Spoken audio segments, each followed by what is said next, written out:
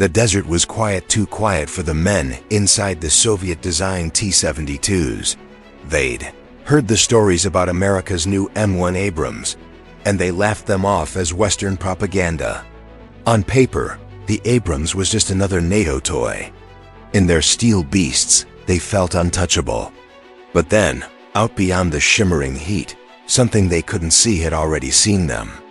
From nearly 3,000 meters away, far beyond what they believed was a real threat, Abrams' crew calmly ranged their positions, locked onto their silhouettes, and squeezed the trigger.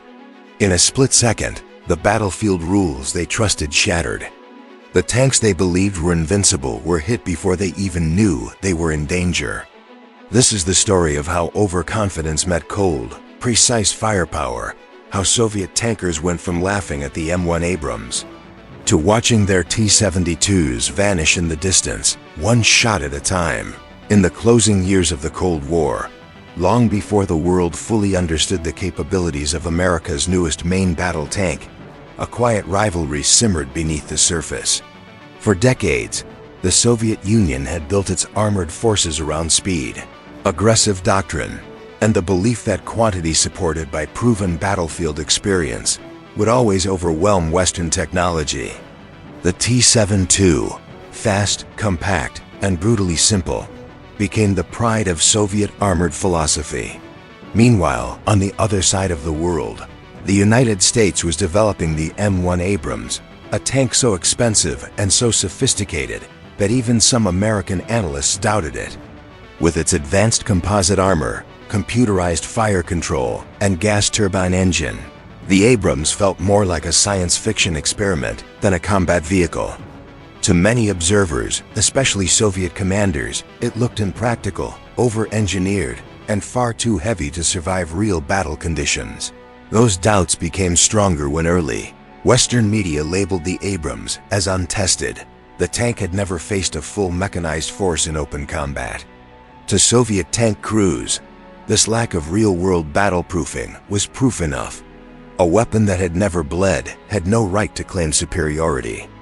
This set the stage for one of the most shocking and lopsided demonstrations of armored warfare in modern history, a moment when two competing philosophies finally collided under the scorching sun of the Middle East. The year was 1991, the place the deserts of Iraq. Operation Desert Storm had just begun, and coalition forces were pushing deep into territory held by Saddam Hussein's Republican Guard. Many of those units were equipped with export variants of the Soviet T-72. While not identical to the elite Soviet models, they carried the same lineage, the same doctrine, and most importantly, the same confidence. Before the fighting began, Soviet advisors and tankers who had worked with the Iraqi crews laughed at reports that the M1 Abrams could engage targets accurately from 3,000 meters. To them, it sounded ridiculous. No tank in the world could consistently hit and destroy moving armored targets from that distance, especially in desert heat and dust storms. But on the other side of the battlefield, Abrams crews were conducting their own quiet preparations. Their fire control computers were calibrated. Thermal imagers scanned the horizon. Their turbine engines hummed steadily beneath composite armor, rumored to be made with layers of secret materials. And when the moment finally came, they would change the world's understanding of tank warfare forever. This confrontation became historically significant, not only because of the devastation that followed, but because it shattered deeply held assumptions about tank combat. It revealed the weaknesses in Soviet-era designs that had gone untested against a peer adversary. It showcased, in brutal clarity, how advancements in optics, fire control, and ranging systems could outweigh raw numbers and simpler engineering. The 3,000-meter shot that destroyed the first T-72 was not just a tactical achievement, it was a symbolic moment. It marked the dawn of a new era where technology and precision outranked speed and mass production. And for many tank crews watching from across the world, it became the moment they realized their doctrines were no longer safe. To understand how the Soviet tankers reached the point of laughter, you have to understand their training and worldview. For decades, Soviet doctrine emphasized mobility, rapid engagement, and overwhelming firepower at medium range. Tanks were expected to move fast, engage fast, and win by coordinated aggression. In this environment, the T-72 made perfect sense. It was lower, faster to produce, easy to maintain, and lethal at typical engagement distances of 1,000 to 1,800 meters. But there was a hidden assumption built into this doctrine, that all tanks fought with similar limitations, that all gunners struggled with the same visibility, the same dust, the same shaking hulls, the same difficulty in hitting a moving target at long distances. They believed no tank could reliably change those rules. When Soviet analysts reviewed the early specifications of the M1 Abrams, they dismissed its thermal imaging systems as theoretical advantages. They assumed that, in real deserts filled with heat shimmer and dust, these systems would fail. They believed the Abrams' large profile would make it an easy target. Some Soviet tankers even joked that the turbine engine would announce its position to the entire battlefield. So when the first Soviet advisors and former tank officers saw photographs of Iraqi T-72s deploying against American forces, they were confident. Their comments were blunt. The Americans built a museum piece. The Abrams is too heavy. It will bog down. No tank hits accurately beyond 2,000 meters. This confidence filtered down to many Iraqi crews as well. Though they lacked the full training and experience of elite Soviet units, they inherited the same belief, the belief that tanks fought best up close, and that long-range engagements were unreliable at best. What they didn't know was that the Abrams crews had spent years mastering gunnery, systems that operated on a different level, computer-stabilized, laser-ranged, thermally guided, and shockingly accurate. The desert plays its own role in this story. It is both a battlefield and a deception. In daylight, heat shimmer can hide approaching vehicles. Dust clouds can distort distances and confuse depth perception. Even experienced gunners often hesitate to fire at extreme ranges because mirages make targets appear blurred or doubled. But for the Abrams, the desert was not an obstacle, it was an advantage. Thermal imaging ignored heat shimmer. Laser rangefinders pierced through dust. The tank's stabilization system allowed crews to fire accurately, even while moving across uneven terrain. To the Soviet-trained crews inside the T-72s, this capability might as well have been magic. They had no frame of reference for it, no equivalent technology, no doctrinal adaptation. As the coalition offensive pushed forward, Abrams platoons maneuvered in coordinated wedges, scanning the horizon for armored silhouettes. The Iraqi T-72s, meanwhile, positioned themselves behind slight rises and dunes, preparing for what they believed would be a mid-range tank duel. But the duel never happened, not in the form they expected. The moment coalition crews spotted the first heat signatures, they began calculating ranges and angles. The distance, roughly 3,000 meters. Far enough that most tank commanders wouldn't even consider opening fire. But the Abrams was built for exactly this scenario. And its crews knew it. Inside the T-72s, the atmosphere was different. The crews saw nothing. Their optics were limited. Their rangefinders struggled at long distance. To them, the battlefield looked empty, quiet, safe. Some even joked about the American advance. "Let them come closer," one gunner reportedly said. "We'll deal with them when they show themselves." They did not know that the Abrams had already ranged them, already targeted them, already prepared to fire. High above the desert floor, the horizon shimmered in waves of heat, masking the presence of the American tanks that had already drawn their invisible lines of fire. The Abrams gunners worked with calm precision, their hands moving across stabilized controls, their eyes fixed on thermal displays that outlined enemy armor as glowing shapes cutting through the sun-baked emptiness. To them, the T-72s appeared almost motionless broad silhouettes with no idea they were being watched. In one Abrams, the gunner adjusted his sights slightly to the left. He could see the heat signature of a T-72's engine idling behind a dune. the vehicle's noisy diesel exhaust marking its position like a flare. He did not see the crew inside, but their presence was unmistakable. "Target identified," he muttered, his voice cool and steady. His commander leaned forward, confirming the range, 2,970 meters. "Send it," the commander said, not as an order barked under pressure, but as a quiet acknowledgement of capability. Inside that T-72, the crew remained unaware. Their optics showed only haze and distorted ridgelines. The gunner squinted through his Soviet-made sight, trying to pick out anything that might resemble movement. He cursed softly. The desert was playing tricks on him again. He wiped sweat from his forehead and leaned closer to the eyepiece, but nothing changed. "Nothing yet," he told his commander. "Probably just dust." They relaxed, unaware that their vehicle was already painted with a firing solution.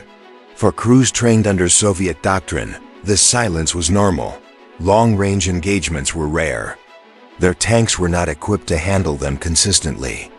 In their minds, no rational opponent would waste ammunition trying to hit a target beyond 2 kilometers, certainly not at nearly 3. They believed they were safe because the battlefield operated by the rules they understood. But on this day, the rules had changed. The Abrams gunner centered his reticle. The fire control computer displayed a perfect solution. Wind, distance, slope all accounted for in a fraction of a second. There was no guesswork. No hesitation. No hope for the tank on the other end of the desert unless it moved now. "Up," the loader confirmed, the 120 millimeters round locked into the breech. The smoothbore cannon steadied, waiting only for a trigger pull to unleash the shot that would echo across armored warfare history. Back inside the T-72, the commander lifted his binoculars once more, scanning the horizon. He still saw nothing. The desert shimmer made everything dance and bend. But the first subtle warning that something was wrong came not from sight, but from intuition. An uneasy feeling crept into the back of his mind. Why was it so quiet? Why hadn't they heard or seen any movement from the Americans yet? He lowered his binoculars and opened his mouth to give a new order, but it was already too late. The Abrams gunner squeezed the trigger. The cannon roared, sending a 120 millimeter sabot dart slicing through the air at nearly a mile per second. The projectile left the barrel so fast that the dust cloud trailing behind it seemed to appear only after the round was already halfway to its target. In the turret, the crew felt the familiar thump of recoil, but their focus stayed on their screens. It took only a heartbeat for the round to travel the 3,000 meters. In that instant, the T-72 commander heard a faint whistle, a sound so thin and fast-moving that he couldn't identify it before the world detonated around him. The sabot hit the front of the hull, passing clean through the armor, through the fighting compartment, and out the other side before the crew even processed the impact. For a full second, nothing happened. Then the ammunition cooked off. The turret lifted slightly as a plume of smoke blasted upward. Flames shot through every open seam. A column of black smoke surged skyward, marking the tank's death in a violent instant. To nearby crews, it looked as if the T-72 had simply erupted from within, with no visible threat around it. They hadn't seen the Abrams. They still didn't understand what hit their comrade. On the American side, the Abrams crew watched the explosion through thermal sights. They did not celebrate. There was no cheering, no dramatic exclamation. Just a quiet acknowledgement that the shot had landed exactly as expected. "Target destroyed," the gunner confirmed. His commander nodded. "Shift left." "Next one." The professionalism with which they operated created an eerie contrast with the shock unfolding on the other side of the battlefield. Inside the surviving T-72s, confusion spread quickly. Some crew members shouted over the intercom, demanding answers. Others scanned the desert frantically, attempting to identify the source of the attack. But their optics were not designed for this fight. Their thermal units, where installed, were crude and unreliable. They searched for movement, for dust clouds, for muzzle flashes, anything that resembled a traditional tank duel. They found nothing. And with every passing second, the realization grew heavier. They were fighting an enemy they could not see. One tank commander radioed frantically to his unit. "Where are they firing from? I see nothing." His voice cracked with frustration and fear. Another T-72 loader tried to calm his gunner, who struggled to get a stable sight picture. "Just find something," he muttered, gripping the shell in his hands. But the gunner shook his head. "There's nothing to shoot. They're ghosts." Across the battlefield, the Abrams platoons continued their advance methodically. Their thermal sights cut through the desert like night vision blades. Every heat signature popped clearly onto their screens. Targets were engaged not by guessing, but by mathematical certainty. Range, elevation, lead angle, every variable fed into the fire control computer, producing shot after shot with relentless accuracy. 41. A second T-72 appeared on the Abrams gunner's display, positioned near a dune crest. It had turned slightly, exposing more of its turret. "Contact, right side," the gunner said.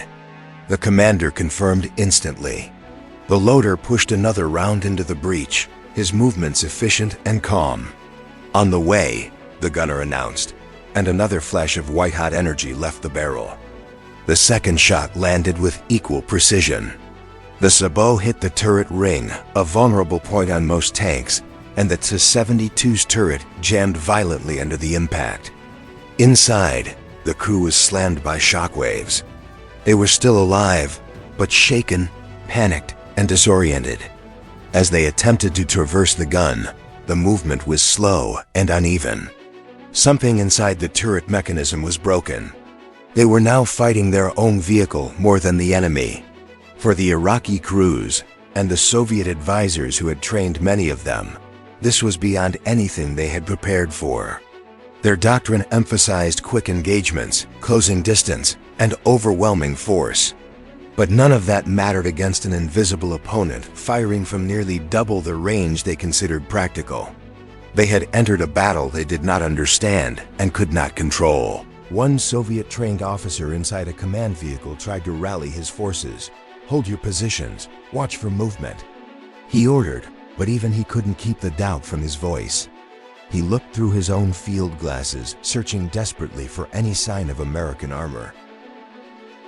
Dust clouds, movement, glint, nothing. Only the vast, unbroken desert, shimmering under the sun. Meanwhile, American tank commanders coordinated calmly over radio. "Engage from maximum standoff," one said. "Thermal's clean. We have the range. Keep your spacing." Their voices were steady, professional, almost detached. To them, this wasn't chaos, it was the battlefield they had trained for. A battlefield where sensors, computers, and precision mattered far more than bravado or volume of fire. The third T-72 tried to reposition. Its tracks churned up sand as it moved behind a low rise, hoping to break line of sight. But thermal imaging didn't care about dunes or camouflage. If the engine was hot, if the metal radiated heat, the Abrams could see it. The fleeing T-72 appeared on the gunner's screen as a bright, moving shape, leaving a clear thermal trail behind it. "Runner, 3 o'clock, the gunner called. The commander didn't hesitate. "Track and fire." The gunner led the target slightly, aligning the computer's prediction indicator with the moving silhouette. When everything matched, he fired. The sabot dart struck the T-72 while it was still repositioning, tearing through the lower hull. The tank lurched violently, its tracks locking, its engine sputtering before falling silent. Inside, the crew was thrown to the floor plates. Smoke filled the cabin. The driver coughed violently, trying to see through the haze. The commander shouted orders, but the intercom crackled and died. When he tried to lift himself, he felt the tank listing slightly in the sand. They were immobilized. They were blind, and they were certain another shot was coming. But what terrified them most wasn't the shot. It was the fact that they never saw where it came from.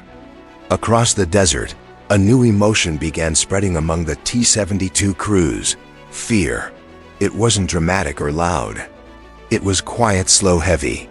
It sat in their stomachs and crept into their thoughts. Tankers who had once laughed at the Abrams' reputation now sat hunched inside their turrets, glancing nervously through their sights, hoping to see anything at all that resembled an enemy. One gunner whispered to his commander, "How can they see us?" The commander didn't answer. He didn't know. Another crew tried firing blindly. They launched a round toward what they believed was the general direction of the American advance. The shell exploded uselessly in the sand, kicking up a cloud of dust but hitting nothing. They loaded again. Fired again. More sand. More silence. No target. No confirmation. Only the unsettling realization that they were revealing their position with every shot. The Abrams commanders watched the blind firing through their thermal displays. "They're panicking," one said quietly. "Stay at range. No need to rush." To them, the battlefield was unfolding with unfortunate predictability. A technologically disadvantaged enemy firing into the void, unaware that the real threat sat well beyond their reach. For Soviet-trained officers observing the engagement, the shock was personal.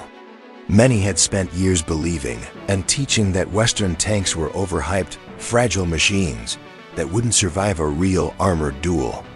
Yet here, in real combat, their students were being outmatched at every range, every angle, every moment. And worst of all, the enemy firing at them remained unseen.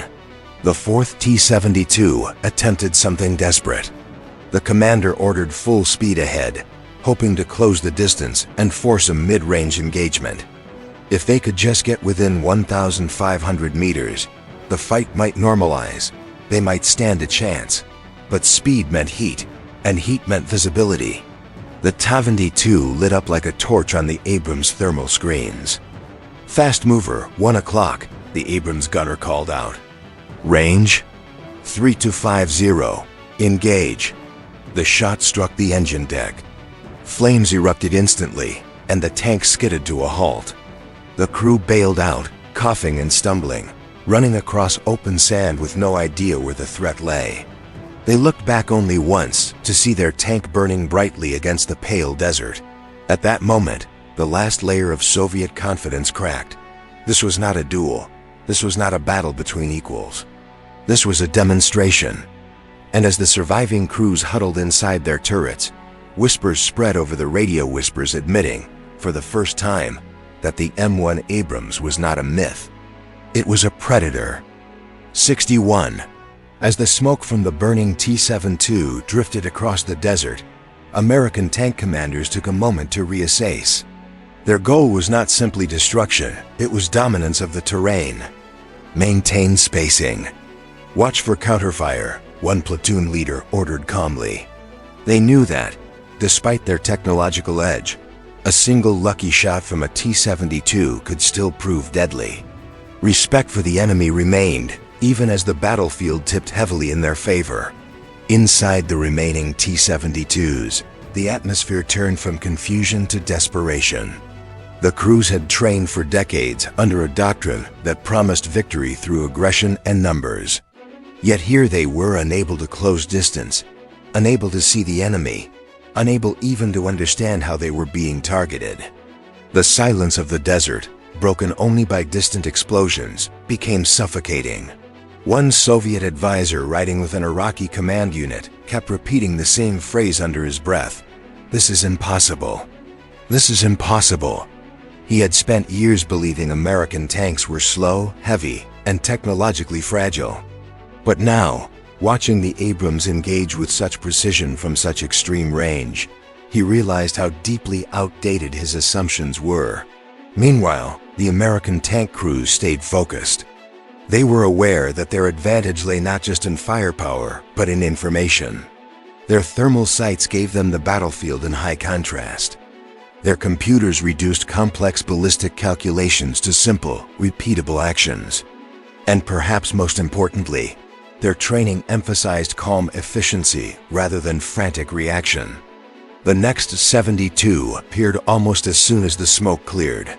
Its crew, emboldened by desperation, attempted to use a shallow wadi for cover. They hoped that the depression in the terrain would shield them from long-range shots.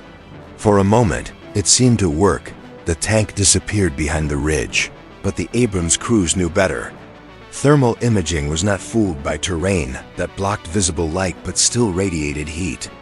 The moment the T-72's engine crept near the edge of the wadi, its signature flared again on the gunner's screen as a glowing white shape hugging the ground.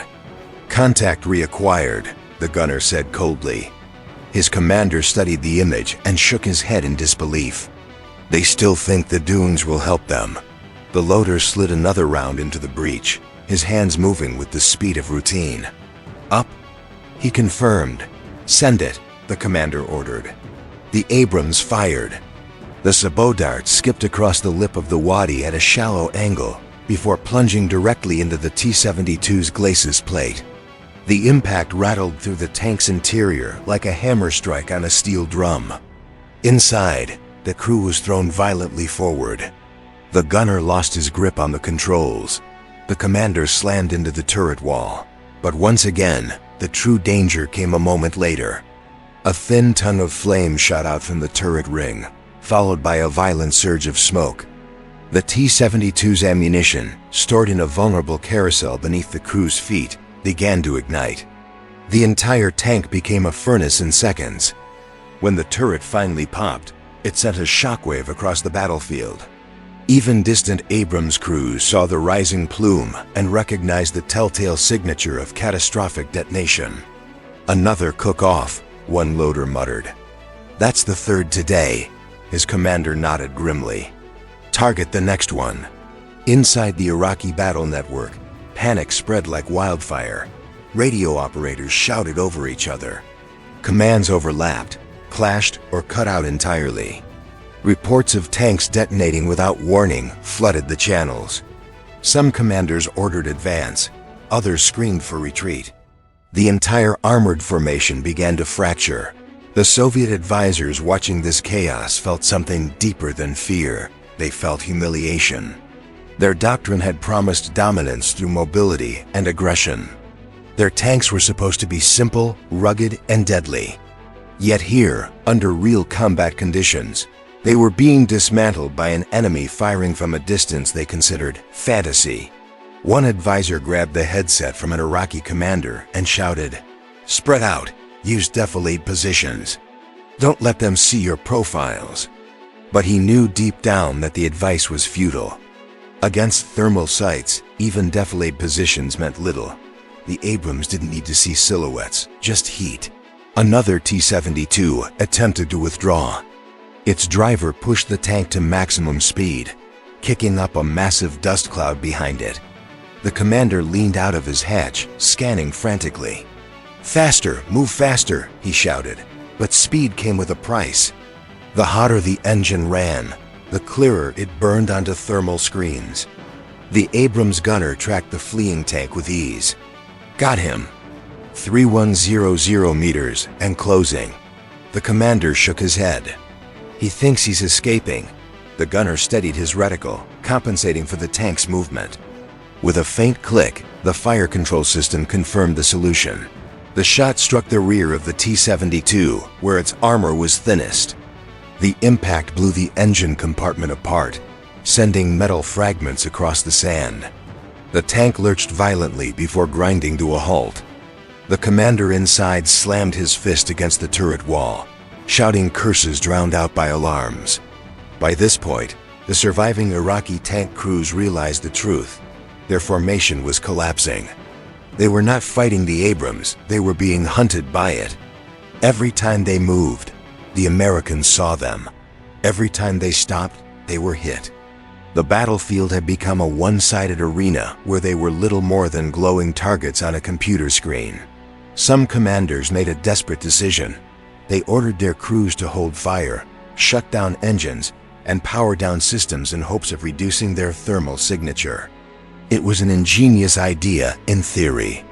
If the Abrams were hunting through heat, then less heat meant less visibility.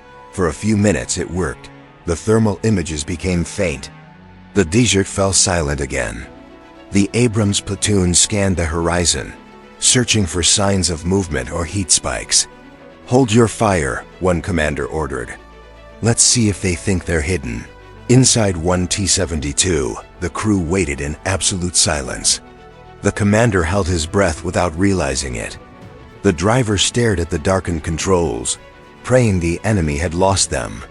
The gunner, his nerves frayed, kept his hand near the elevation control, just in case.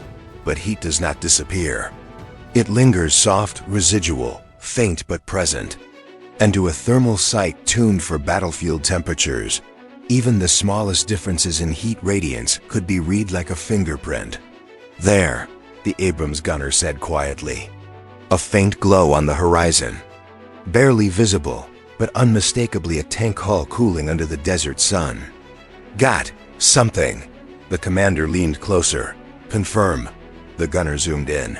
The shape clarified. "T-72, I've got his turret outline." The commander smiled faintly, though not out of arrogance. "They're trying to hide." He tapped the gunner's shoulder. "End it." The Abrams fired.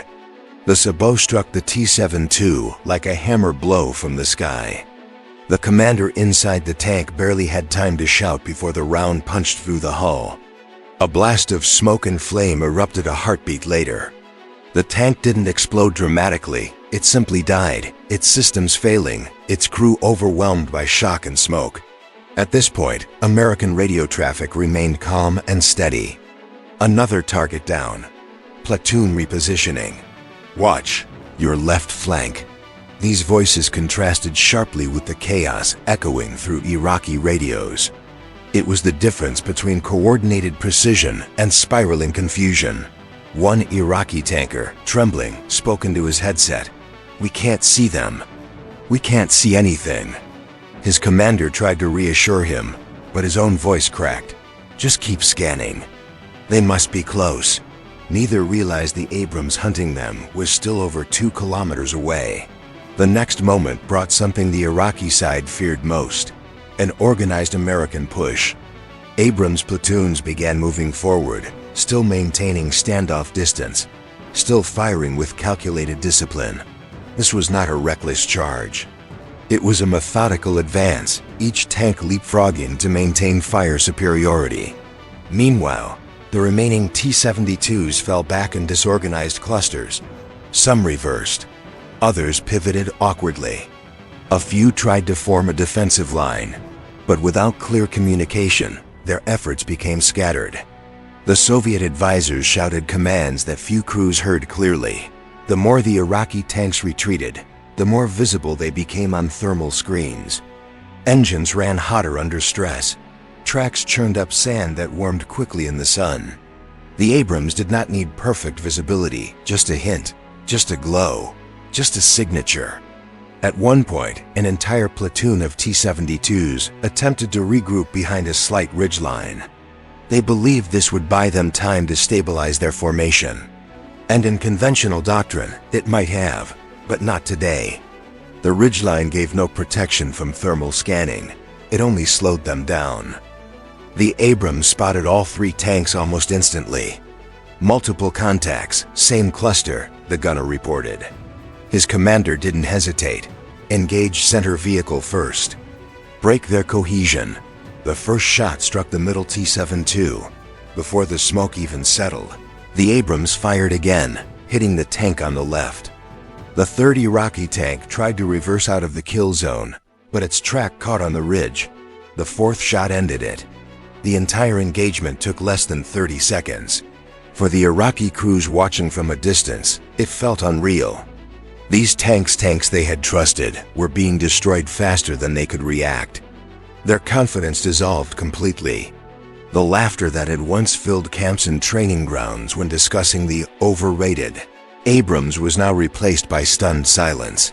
One Iraqi officer, voice trembling, whispered into his radio, "We cannot face this. We cannot." His words were not a command, only a confession. On the American side, the tone was the opposite. Not celebratory, not mocking, just focused professionalism. "Advance to the next dune. Maintain formation. Thermals clean." Every sentence carried the weight of soldiers who understood both their power and the responsibility that came with it. As the desert sun began to dip toward the horizon, the battlefield took on a quiet, eerie glow. Smoke from burning tanks drifted upward like dark pillars. The sand shimmered with residual heat. The remaining T-72s huddled in scattered pockets, their crews exhausted, terrified, and fully aware that the next thermal scan could mark the end. The Soviet advisors stood outside their vehicles, staring across the desert with disbelief.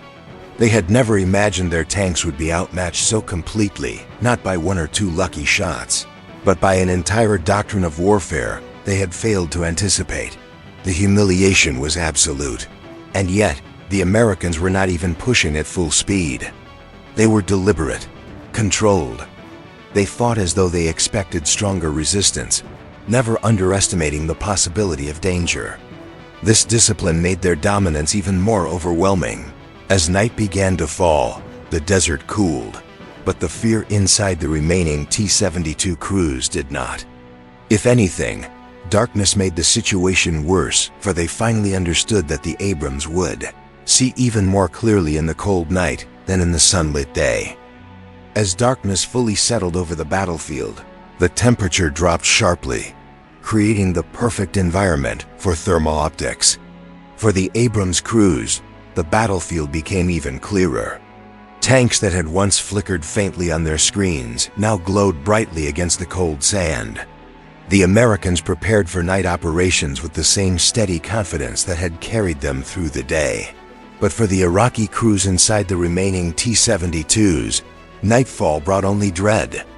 Their night sights were primitive, little more than light intensifiers that struggled in desert conditions.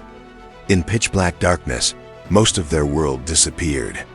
The commander of one T-72 whispered to his gunner, "We are blind now."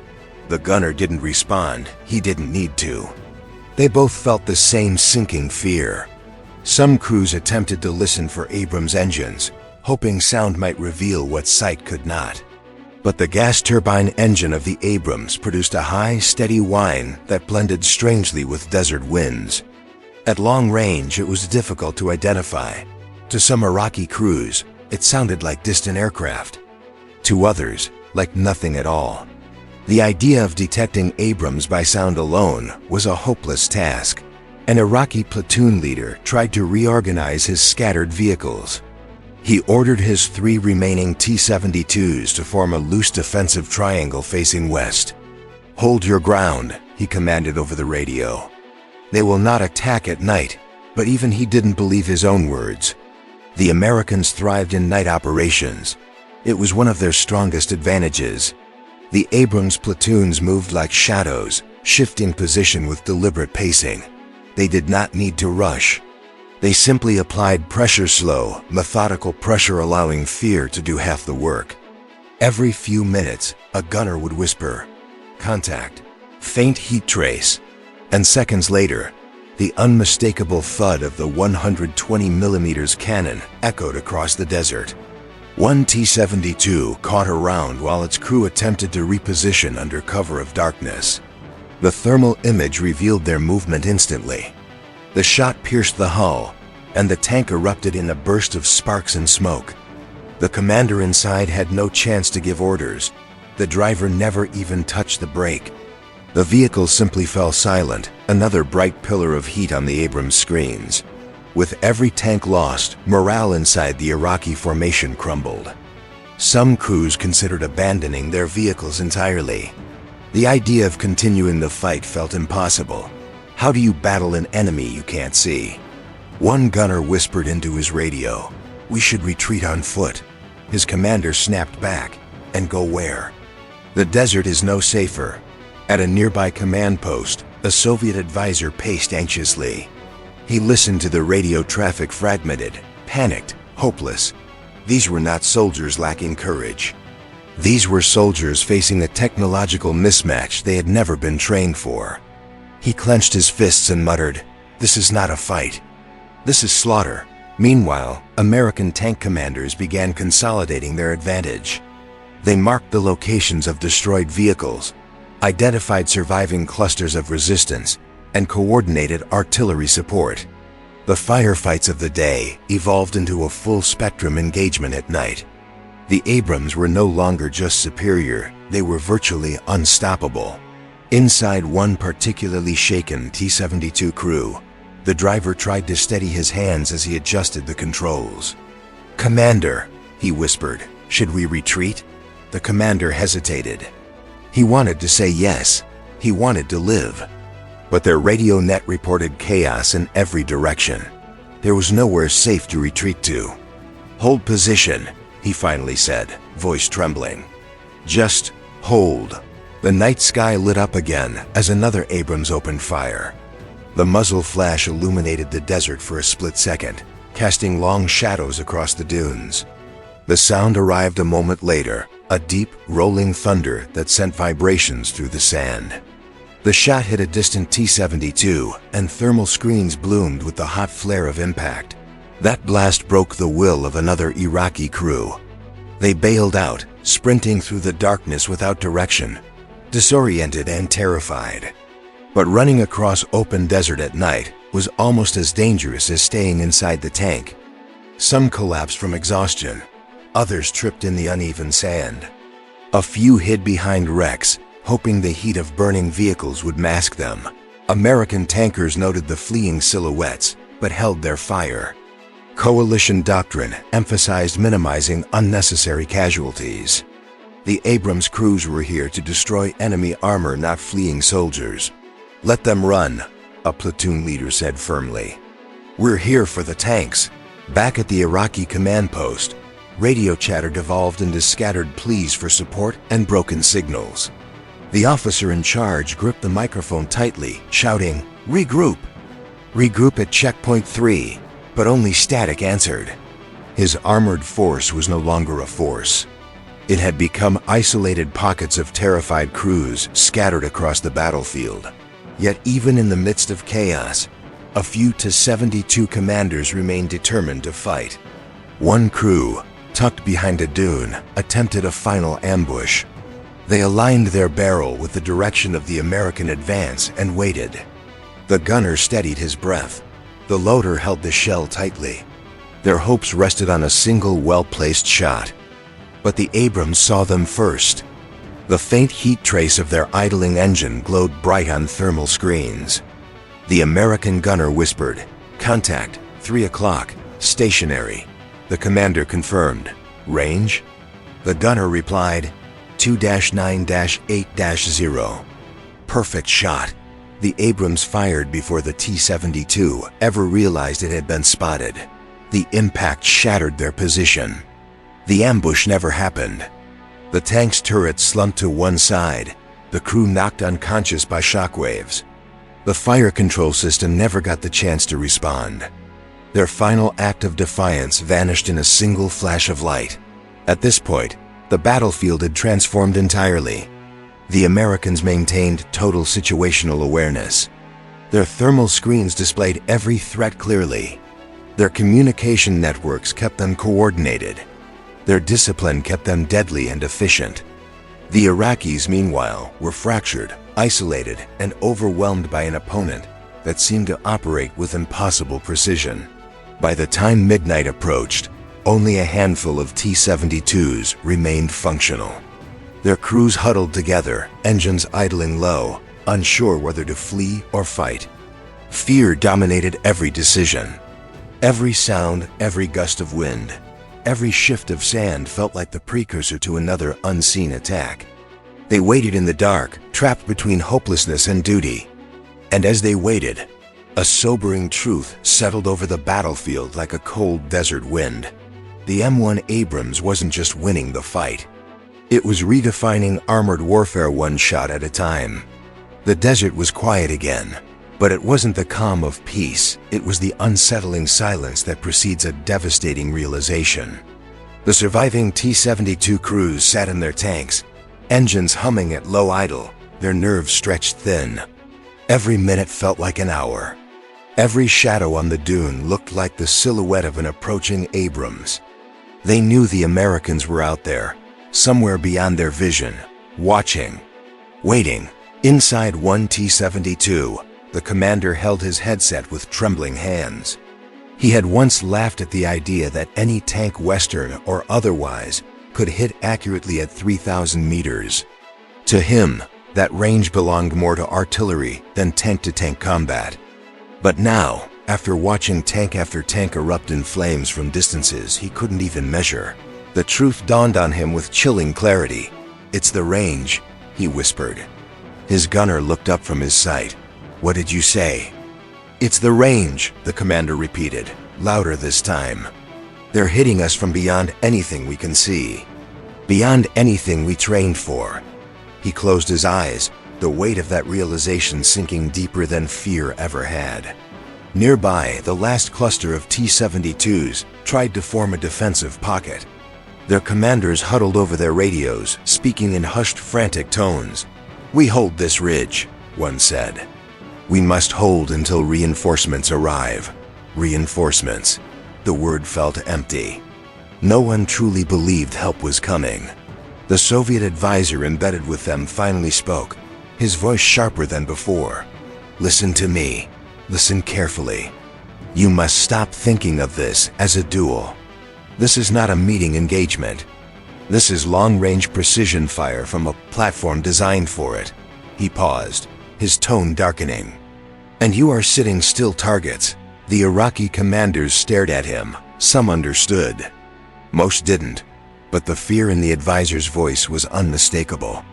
It carried the weight of someone who had once believed that T-72 could dominate any Western tank and was now watching that belief burn across the desert.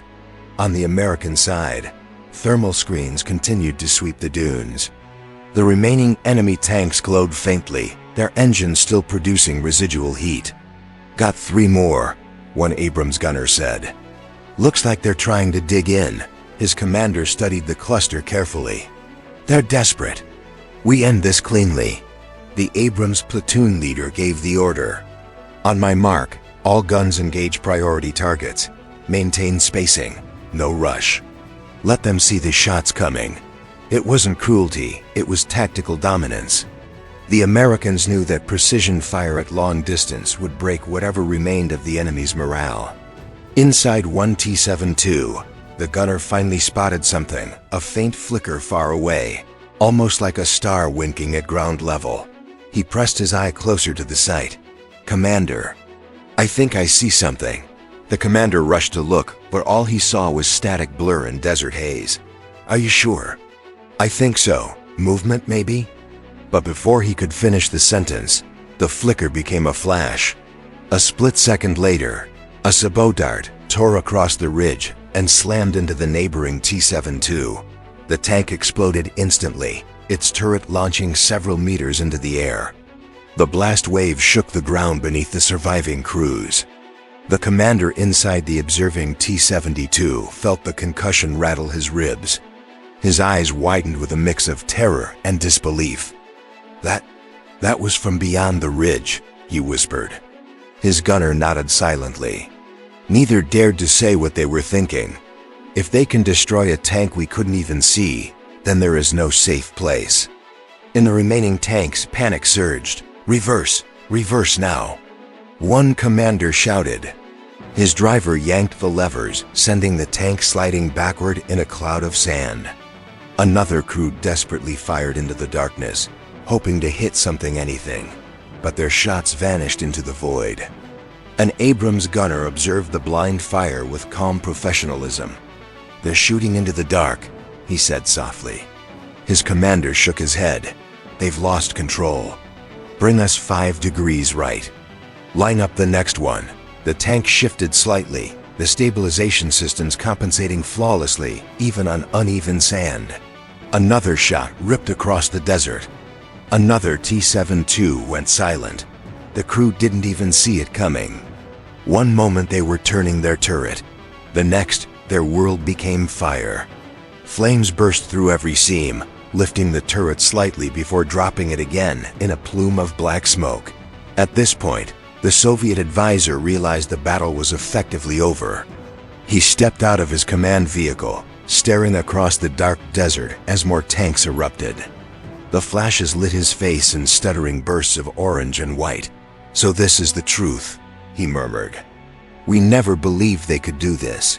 He thought of the briefings he had received in Moscow years earlier, reports claiming the Abrams was too heavy, too temperamental, too expensive.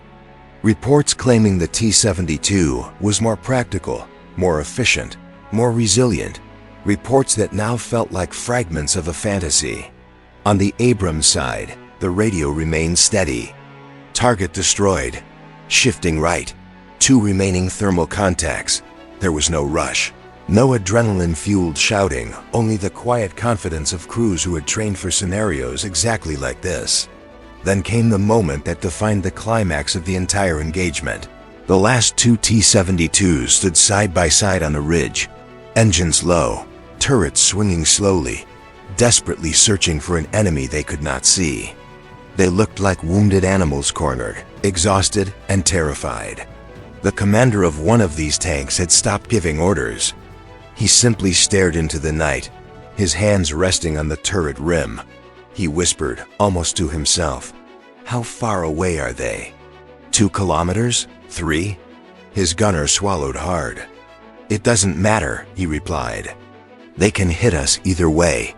For the first time since the battle began, the Abrams platoon leader spoke words that carried weight beyond mere orders. "Make it clean," he said. "No waste, no showmanship. Finish the engagement." The first Abrams lined up its shot.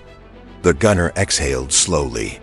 The thermal silhouette of the left T-72 glowed bright, engine hot, turret warm, track still radiating heat. "Range 3050, he said. The commander nodded.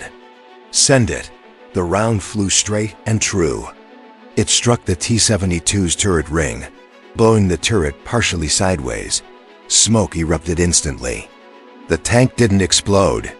It simply died, its systems failing, its crew thrown into disarray, its fighting capability erased in an instant.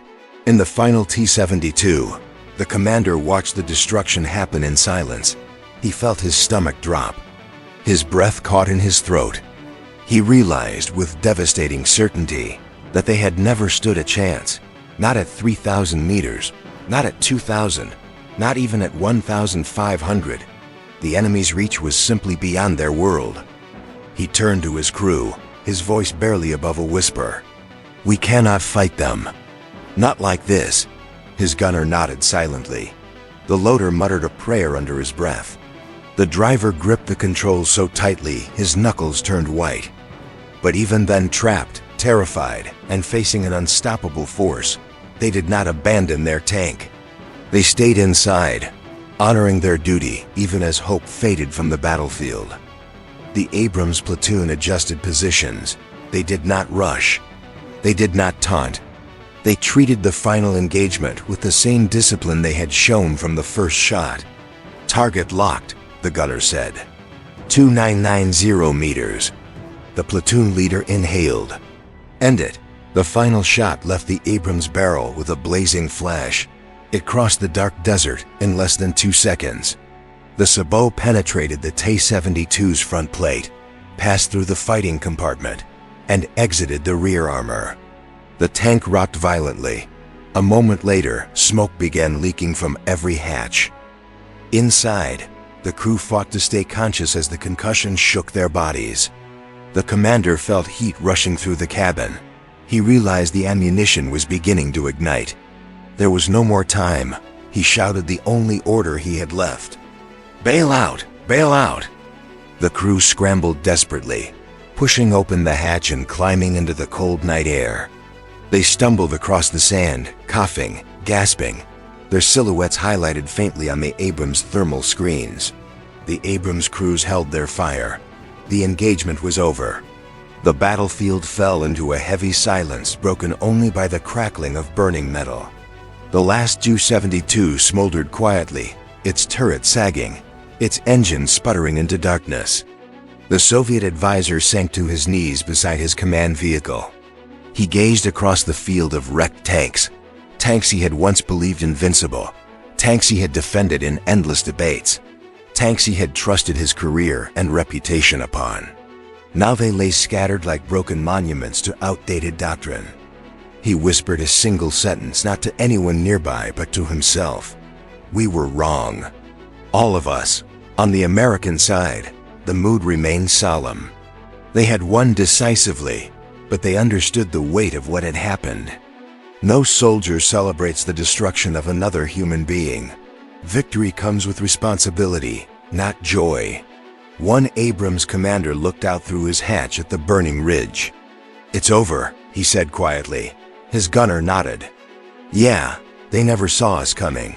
The commander exhaled slowly. War is changing. Across the desert, the night breeze carried the smell of oil, smoke, and scorched steel.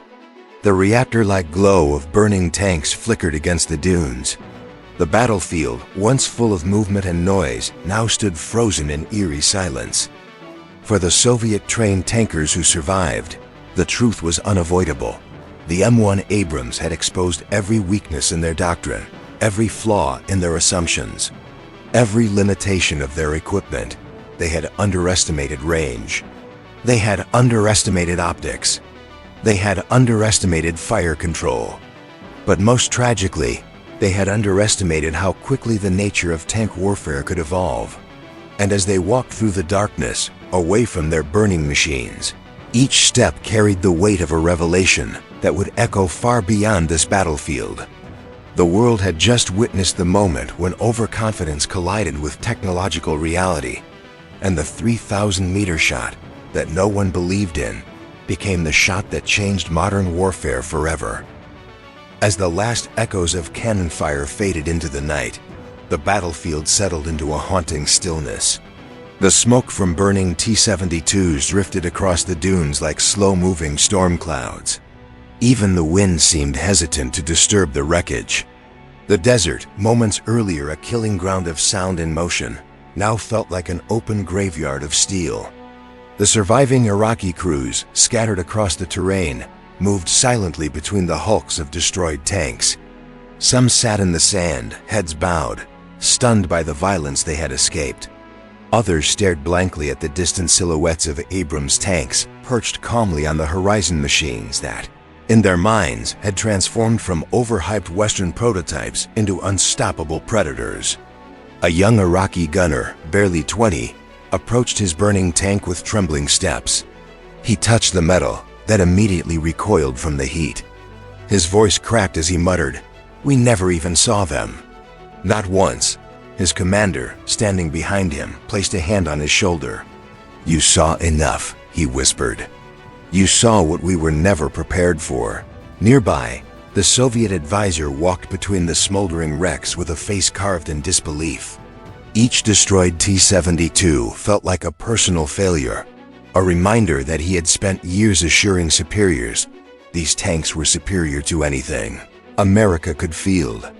Now the desert contradicted every lecture, every assumption, every belief he held. He approached one of the destroyed tanks, kneeling beside the hull.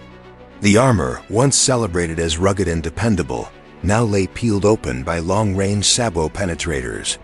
He traced the entry hole with shaking fingers. "This shouldn't be possible," he murmured. "Not at that distance. Not with this consistency." But the evidence was undeniable. Far across the dunes, the Abrams platoon repositioned one last time, forming a loose defensive perimeter for the night. Their engines whined softly, steady, predictable, almost gentle compared to the diesel growl of Soviet designs. Inside the turrets, crews checked their systems, reloaded ammunition, and quietly debriefed the engagement. "Incoming fire?" one commander asked. "Minimal. Any close engagements?" "None. All long range." The commander nodded, fully aware of what that meant. The Abrams hadn't just defeated the T-72s. They had rewritten the rules of armored combat in a single evening. Back among the wrecks, two Iraqi tankers sat atop the hull of their destroyed vehicle. One of them tilted his head toward the horizon, where the faint silhouettes of Abrams tanks glowed on thermal residue. "Do you think they fear us at all?" he asked. The other shook his head slowly. "No, I think they respect us. But fear? Tonight proved they don't have to."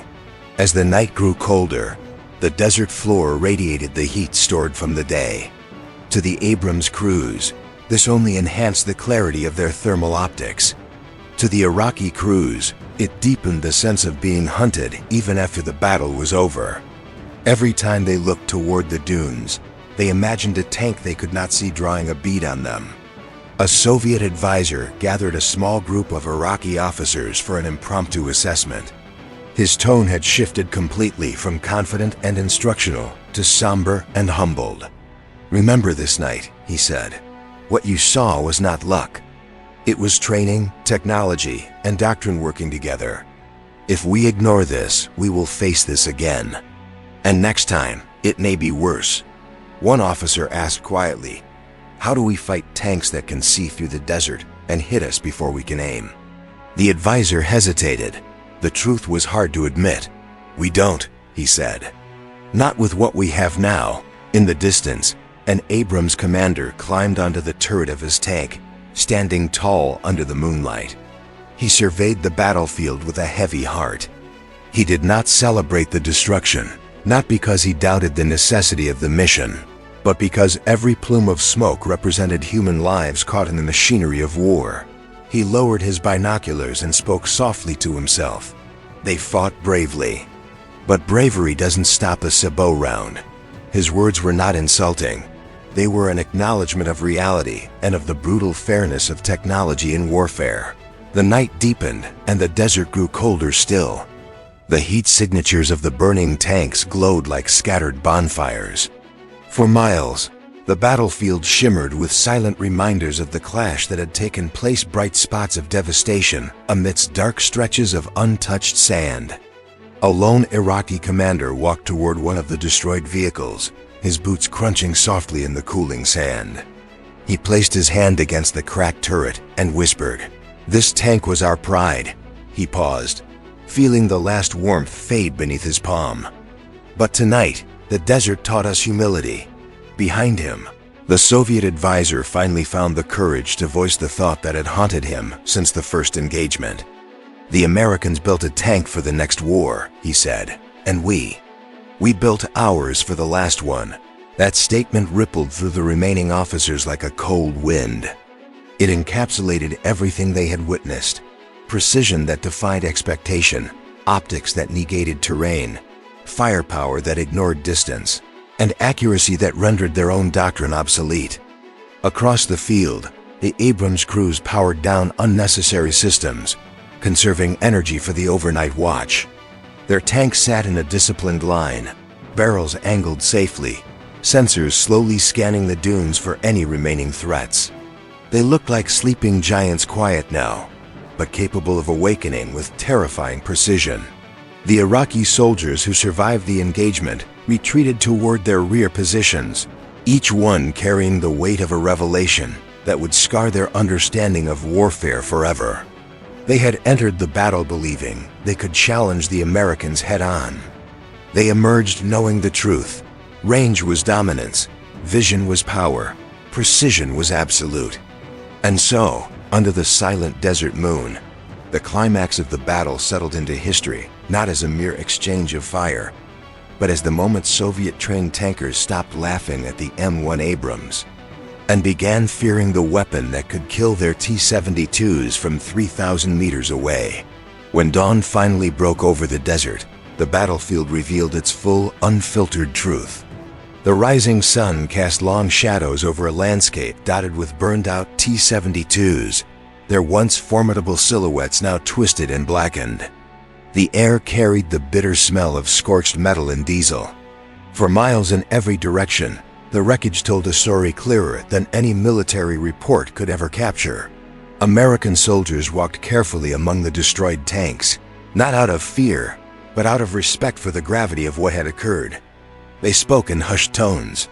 Even the whine of Abrams turbines seemed subdued, as if the machines themselves understood the magnitude of what had happened during the night. One Abrams commander knelt beside a destroyed T-72 and inspected the entry hole left by the sabot dart. The puncture was small, almost deceptively unimpressive. "Precision," he muttered. "That's what wins battles now." He traced the line where the round had exited the back of the hull, shaking his head at how clean the shot was. not power, precision. Meanwhile, the surviving Iraqi crews gathered in small groups away from the wrecks. Some sat silently in the sand, staring at the horizon. Others prayed quietly. A few wept, not out of fear or shame, but out of the crushing realization that everything they had trained for, everything they believed about tank combat, had been overturned in a single night. The Soviet advisors who had once preached the strength of Soviet-designed armor now found themselves confronting questions that cut deeper than pride. One senior advisor admitted privately to his colleague, "We dismissed thermal imaging. We dismissed computer fire control. We dismissed the gas turbine. All of it. And now, we see the cost of our arrogance." Reports from the battle began filtering back to command posts hundreds of miles away. Iraqi officers struggled to explain what happened. Their description sounded unbelievable to commanders who had not witnessed the fight. "We never saw them. They hit us before we could aim. Their shots were accurate at impossible ranges." Some commanders dismissed these claims as exaggerations until they saw the battlefield themselves. In the days that followed, analysts from multiple nations descended upon the region to study the engagement. Satellite images of the battle spread quickly through intelligence channels, surprising even the most skeptical Western observers. The kill ratios were astonishing. The precision was undeniable. And the long-range engagement distances shattered decades of assumptions about tank warfare. Back in Moscow, early intelligence reports on the defeat were met with disbelief. Senior officers questioned the accuracy of the data. 3,000 meters? One general asked incredulously, repeatedly, in darkness. But as more evidence arrived, thermal logs, radio intercepts, eyewitness accounts, the truth could no longer be denied. The M1 Abrams had achieved something unprecedented. The Soviet military leadership reacted with a mixture of anger, shock, and urgency. Some called for modernization of optics immediately. Others demanded upgrades to fire control systems and ammunition storage. A heated debate erupted behind closed doors. Was the T-72 fundamentally flawed or simply outdated? One officer, reviewing intercepted reports, made a chilling observation. If this battle had been between our own tank crews and the Americans, the result would not have been different. Perhaps worse. It was a rare moment of honesty, one that many found difficult to accept.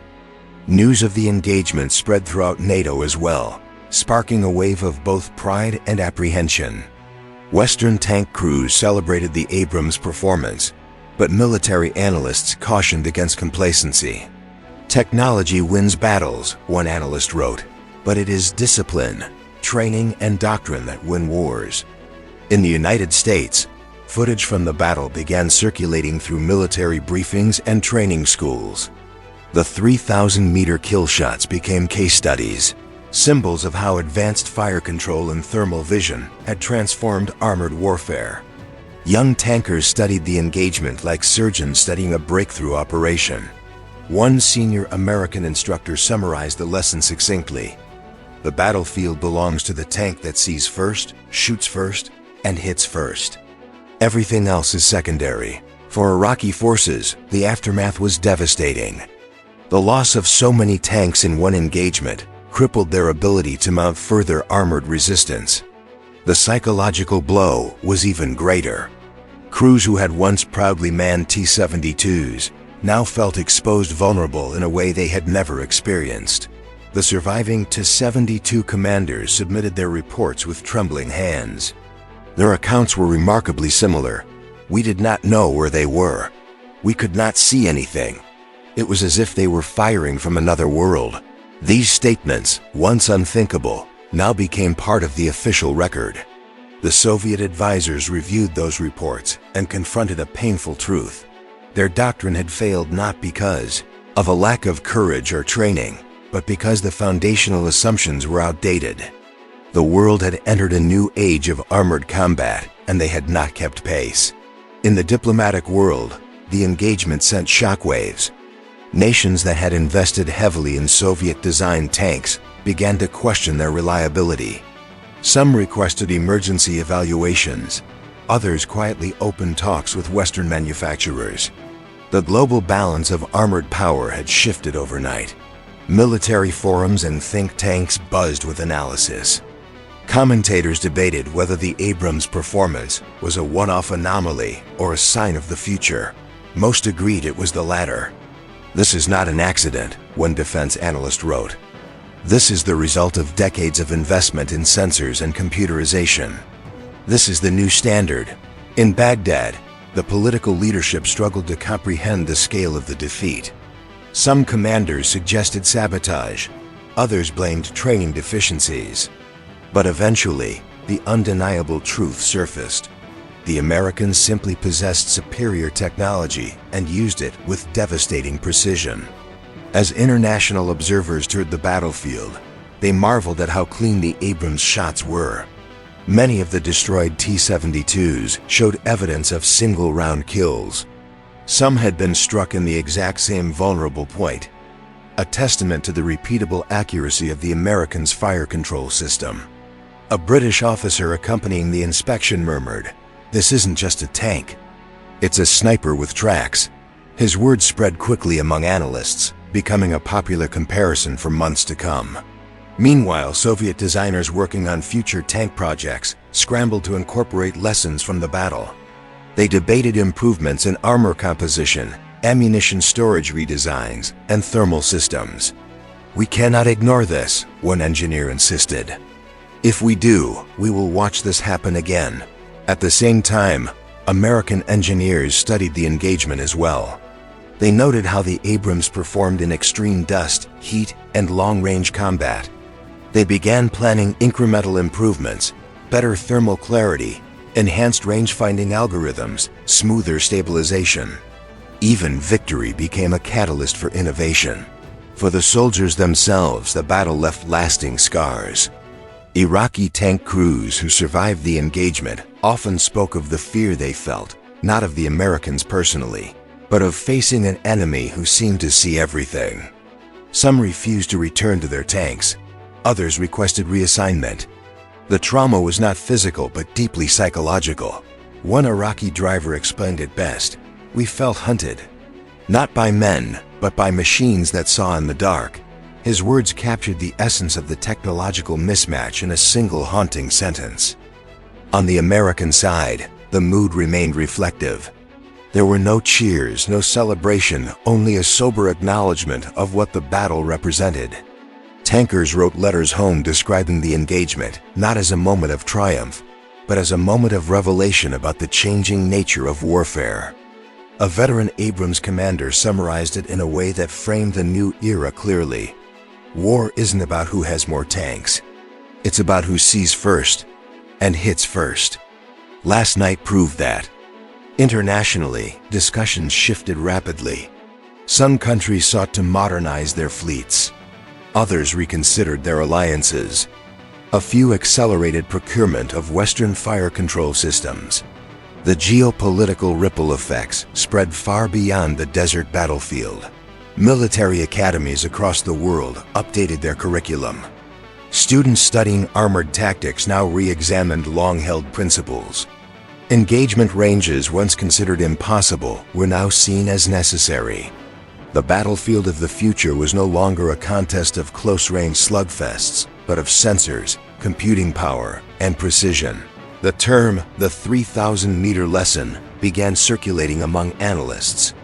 It became shorthand for everything the battle represented: the triumph of precision over brute strength, the dominance of thermals over optics, and the end of the myth that heavy armor alone could dictate victory. In Moscow, a closed-door report circulated among senior leadership. It contained a chilling sentence: "If this doctrine is not corrected immediately, our armored forces will be catastrophically outmatched in any future conflict against nations adopting similar systems." The report triggered intense debates, but it could not be dismissed. Years later, historians would look back on the engagement as a turning point in modern warfare.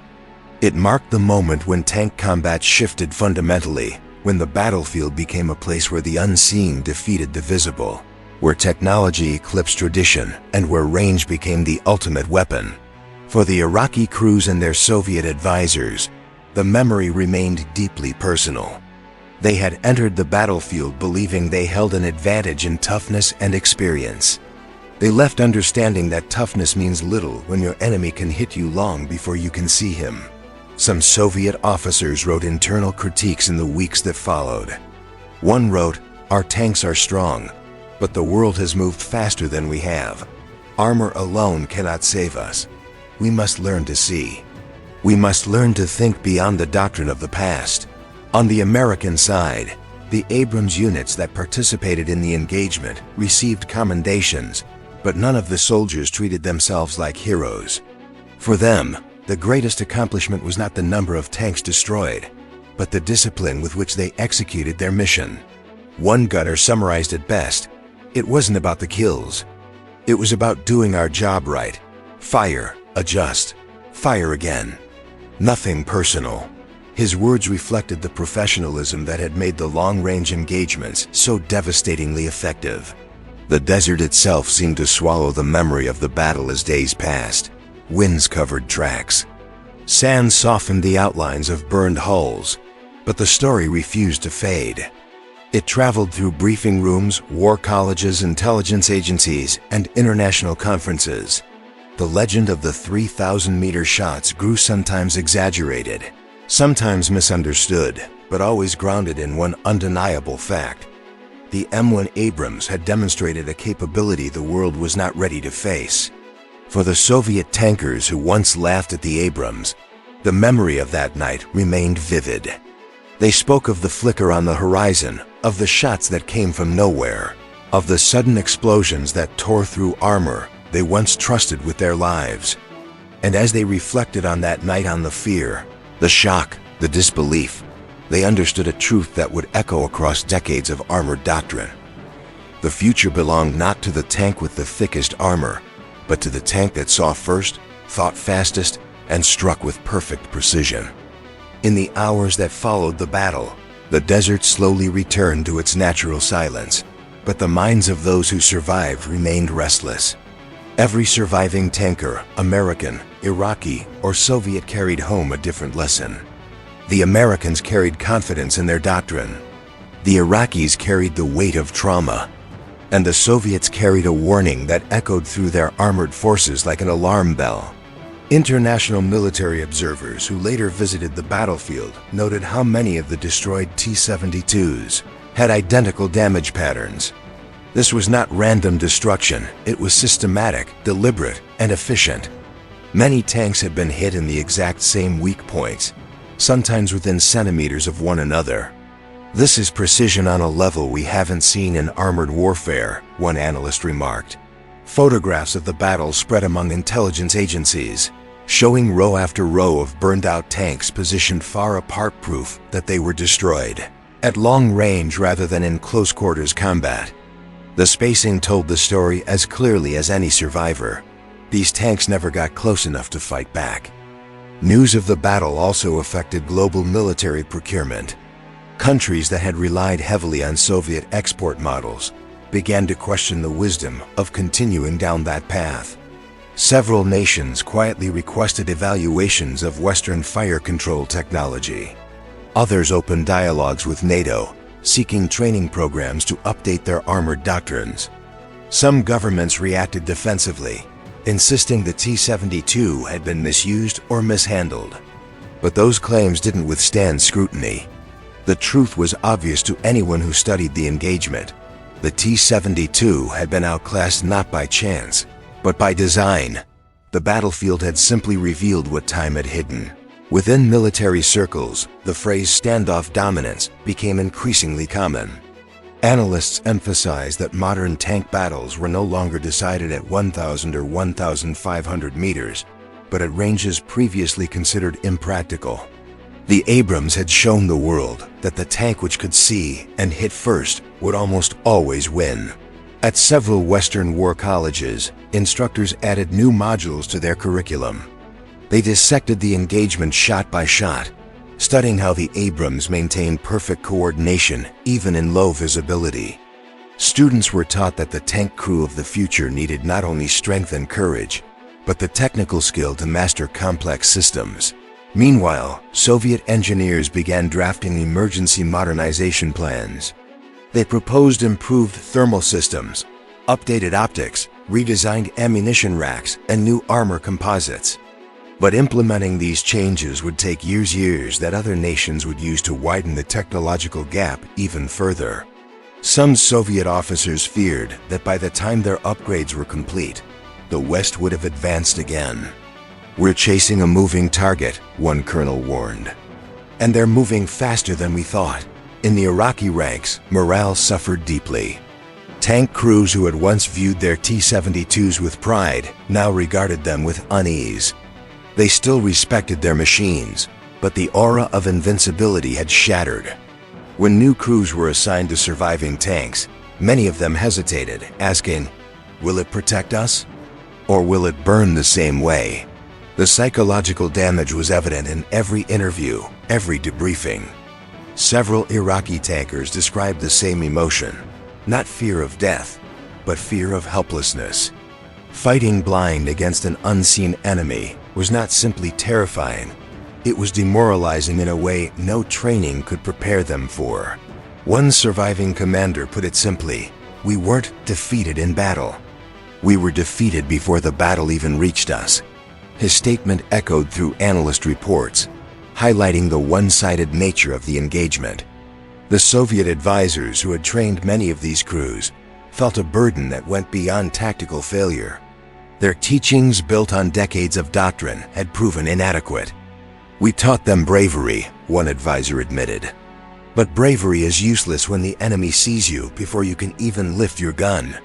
As weeks passed, the battle became a case study in asymmetric technology. Military scholars pointed out that even the best armor and fastest reload time could not compensate for poor visibility and outdated systems.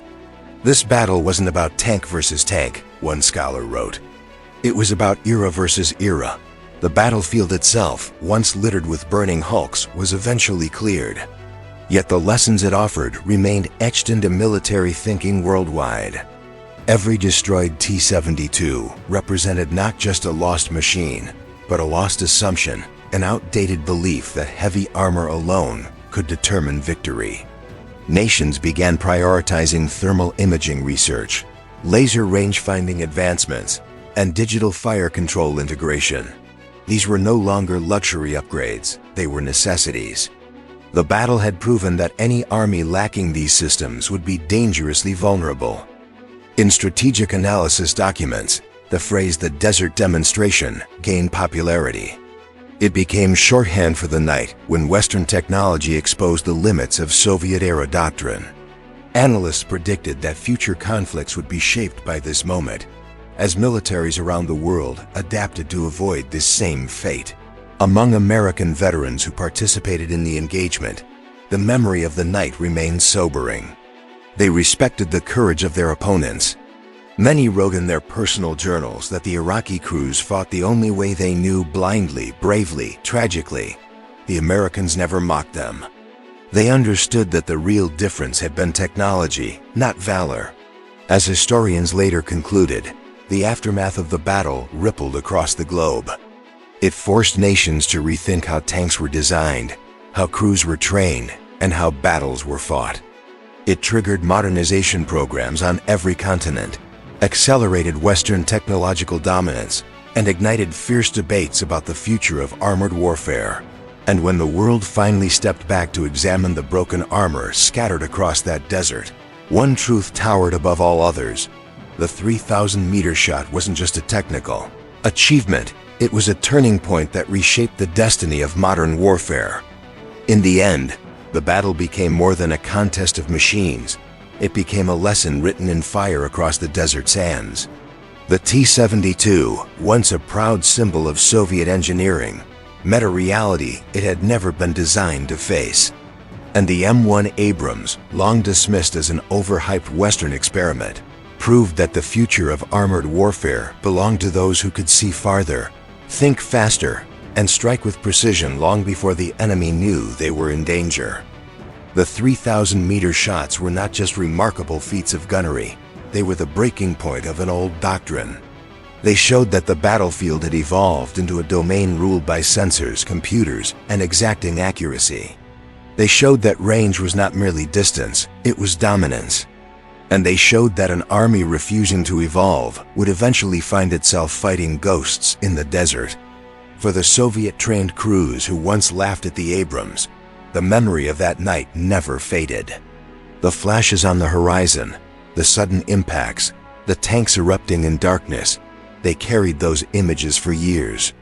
They came to understand that their defeat was not a failure of courage, but a failure to recognize how rapidly the science of war could change. For American crews, the engagement reinforced a truth they already believed: that discipline, training, and technology were inseparable. They knew the responsibility that came with such power. They treated the victory with solemn professionalism, aware that every destroyed tank represented lives forever altered. And for the world, the battle became a milestone, a line dividing the past from the future.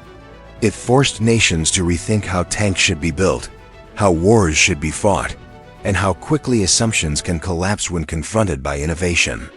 Long after the desert winds erased the tracks of that battle, its legacy remained. The wrecks were removed, but the lesson endured. In modern warfare, the unseen defeat the unprepared, and the tank that controls the distance controls the fight. This story is not just about machines, it's about the soldiers inside them. Their bravery, their fear, their decisions, and the consequences they lived with. It's a reminder that history is shaped not only by technology, but by the people who stand behind it. If this story moved you, if it made you think, if it made you curious about the hidden moments that shaped modern warfare, then there are many more stories like this waiting to be told. From forgotten battles to unbelievable moments of courage. From tactical breakthroughs to shocking technological leaps. History is full of events that changed everything, often in the blink of an eye. And this channel exists to bring those stories to you. So if you enjoyed this journey into one of the most dramatic armored engagements ever recorded, there's one thing you can do to support more stories like it. Subscribe. It's simple, it's free, and it helps this channel grow so we can continue bringing you the hidden chapters of history, chapter by chapter, battle by battle. Thank you for watching, thank you for listening, and thank you for being part of this journey into the past. And remember, history is full of lessons. Some come gently. Others arrive like a sabot round from 3,000 meters.